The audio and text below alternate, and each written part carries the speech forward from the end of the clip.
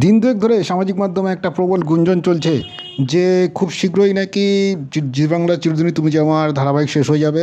এমনকি শোনা যাচ্ছে যে অপু অপর্ণার বিয়ে দিয়ে হয়তো ধারাবাহিকটি শেষ হয়ে যাবে। আর খুব স্বল্প মেয়াদের চুক্তিতে অভিনেত্রী শিরিন পালকে নেওয়া হয়েছে এই ধারাবাহিকে।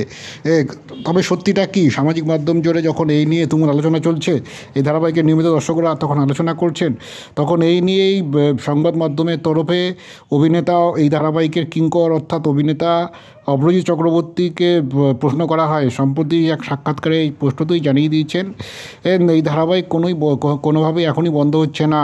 মূলত প্রশ্নতই অভ্রজিৎ জানাচ্ছেন এই মুহূর্তে এই ধারাবাহিকের জনপ্রিয়তার তুঙ্গে রয়েছে। সব মিলিয়ে টিআরপিতেও ভালো ফলাফল করেছে গত সপ্তাহে। আগামী দিনে যদি টিআরপিতে ভালো ফল করে তো যথারীতি এই ধারাবাহিক চলবে। পাশাপাশি আরও একটা কথা যোগ করেছেন, গোটা টিম একটা বড় চ্যালেঞ্জ নিয়েছেন ধারাবাহিক এগিয়ে নিয়ে যাওয়ার। আর যে কোনো ধারাবাহিক নির্ভর করে টিআরপির উপর। টিআরপি শেষ কথা, টিআরপি পেলে এই ধারাবাহিক এখনই বন্ধ হওয়ার কোনো সম্ভাবনাই নেই। কারণ কোনো জনপ্রিয় ধারাবাহিক তাড়াতাড়ি শেষ করতে চাইবেন না সেই প্রযোজনা সংস্থা বা কর্তৃপক্ষ।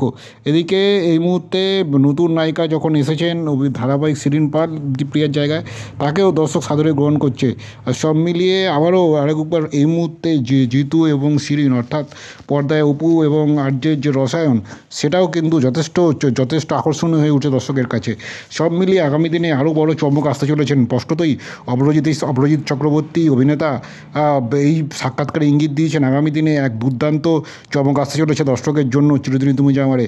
সব মিলিয়ে দর্শক এই ধারাবাহিকের নিয়মিত দর্শক তথা জিতু কামালের অনুরাগীরা আশ্বস্ত হতে পারেন এই জেনে যে আগামী দিনে খুব শীঘ্রই এই ধারাবাহিক বন্ধ হচ্ছে না, তো বেশ কিছুদিন চলতে পারে। দর্শকের ভালোবাসা যদি পায় এই ধারাবাহিক, তাহলে তো আরও তার দীর্ঘায়িত হবে, এ কথা বলাই যায়।